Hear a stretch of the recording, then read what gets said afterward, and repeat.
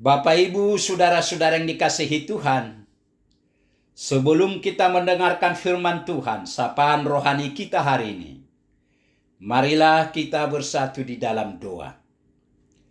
Damai sejahtera Allah yang melampaui segala akal, itulah yang memelihara hati dan pikiran saudara-saudara di dalam Kristus Yesus Tuhan kita. Amin.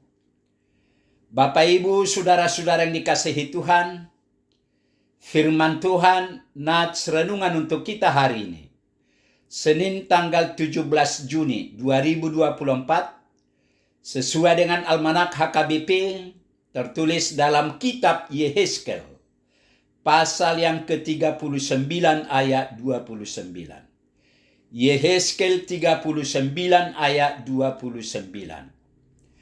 Aku tidak lagi menyembunyikan wajahku terhadap mereka, kalau aku mencurahkan rohku ke atas kaum Israel.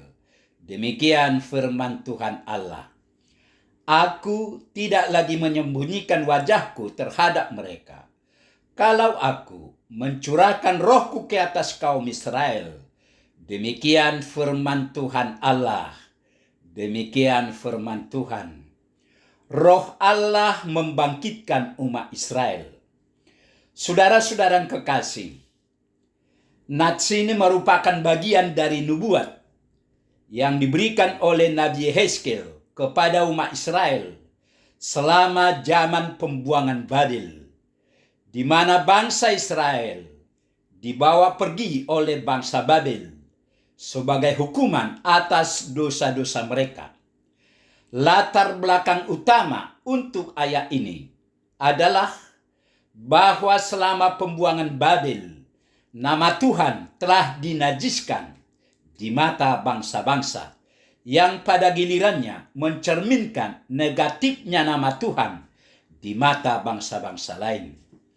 Yang menjadi pertanyaan, apakah Tuhan dendam atas sikap umat Israel itu? Apakah Tuhan menyimpan amarah itu? Tuhan memang marah, namun setelah itu Tuhan mengampuni Israel. Tuhan tidak menyimpan kesalahan Israel dan tidak dendam. Dalam Yehezkel 39 ayat 28 sampai 29, Tuhan Allah berkata, "Dan mereka akan mengetahui bahwa akulah Tuhan Allah mereka, yang membawa mereka ke dalam pembuangan di tengah bangsa-bangsa dan mengumpulkan mereka kembali di tanahnya, dan aku tidak membiarkan seorang pun daripadanya tinggal di sana.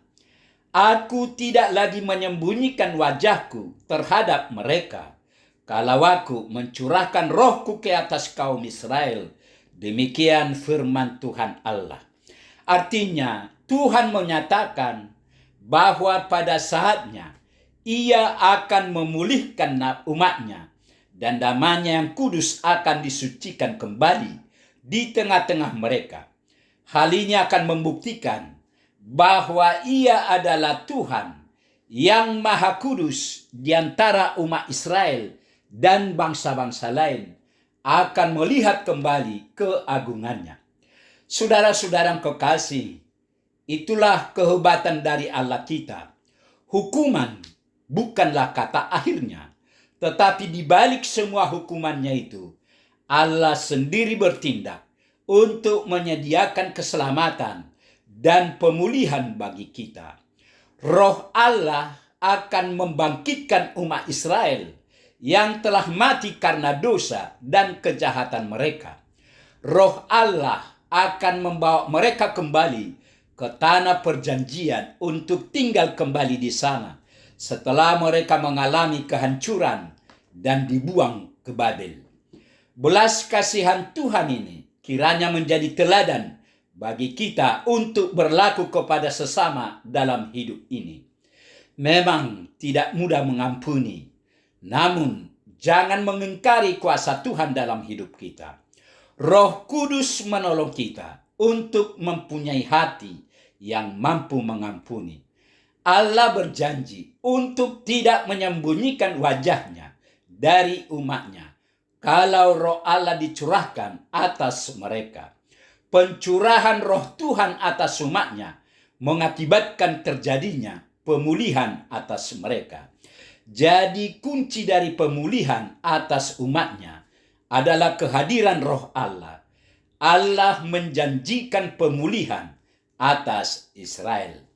Saudara-saudara yang kekasih, firman Tuhan ini juga meyakinkan kita, apapun yang terjadi, walaupun rasanya kita seperti Israel, berada di pembuangan, jauh dari tanah airnya, ingat, Tuhan tidak pernah meninggalkan kita sebentar pun. Tuhan Allah berkata, aku tidak lagi menyembunyikan wajahku terhadap mereka, kalau aku mencurahkan rohku ke atas kaum Israel. Demikian firman Tuhan. Tuhan Yesus juga telah menjanjikan itu kepada kita.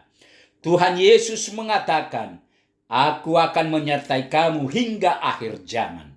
Artinya, tangan Tuhan tidak pernah kurang panjang dan kuasanya bukanlah bersifat lokal, tetapi mampu menjangkau Babylon-Babylon kita, yaitu semua penderitaan, kesusahan, dan pergumulan kita.